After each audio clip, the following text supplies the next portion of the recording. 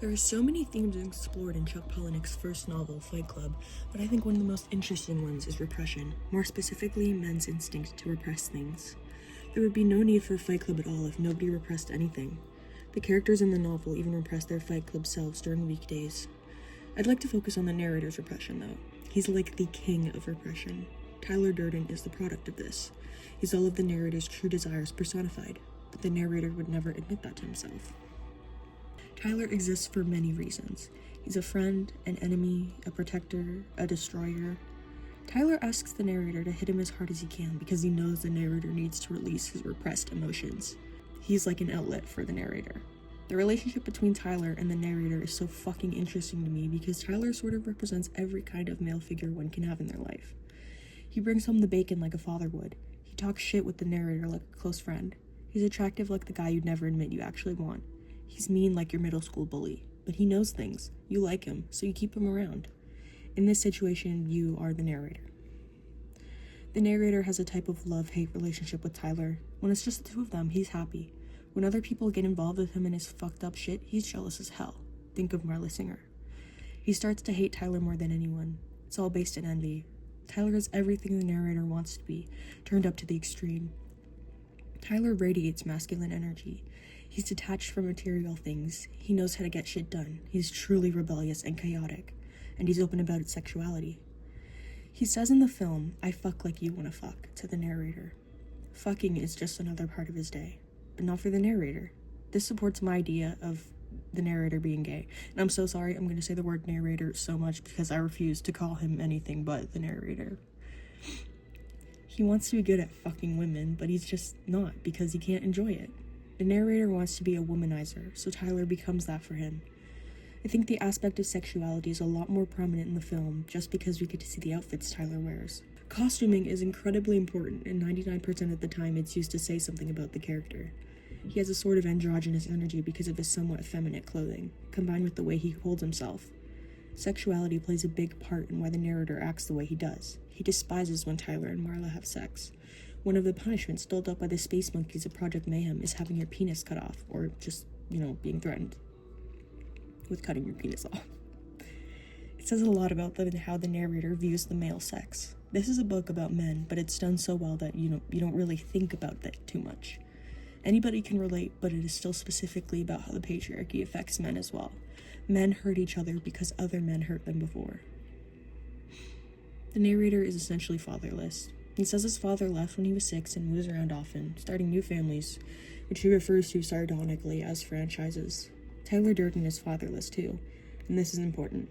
Fatherlessness plays a huge part into why most men participate in the Fight Club. The narrator says that Fight Club is always full of a generation of men raised by women. To be honest, I think even if they did have fathers, they'd still end up in Fight Club, but for different reasons. Here's an excerpt from pages 140 to 141 that I really enjoy. And I've cut it down just to the important bits. What you have to understand is, your father was your model for God. If you're male and you're Christian and living in America, your father is your model for God. And if you never know your father, if your father bails out or dies or is never home, what do you believe about God? The idea of your father being your model for God brings up a lot of thoughts in my head. It makes so much sense.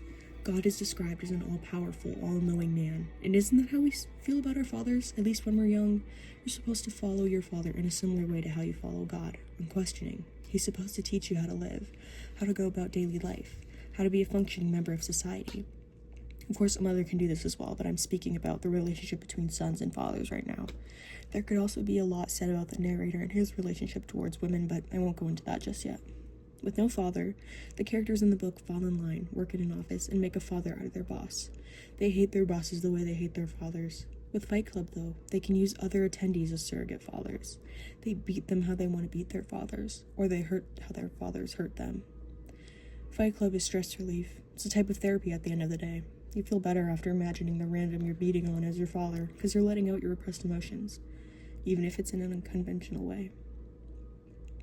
So clearly, this is a novel about men's complicated relationships toward each other and the type of repression that comes with being a man in society. As a man, you're taught not to express any kind of affection towards other men unless it's affection shrouded in violence. Men will use a punch in place of a friendly handhold or kiss on the cheek. Tyler mixes affection and violence by kissing the narrator's hand and burning him with lye. I don't want to die without any scars. Hit me as hard as you can.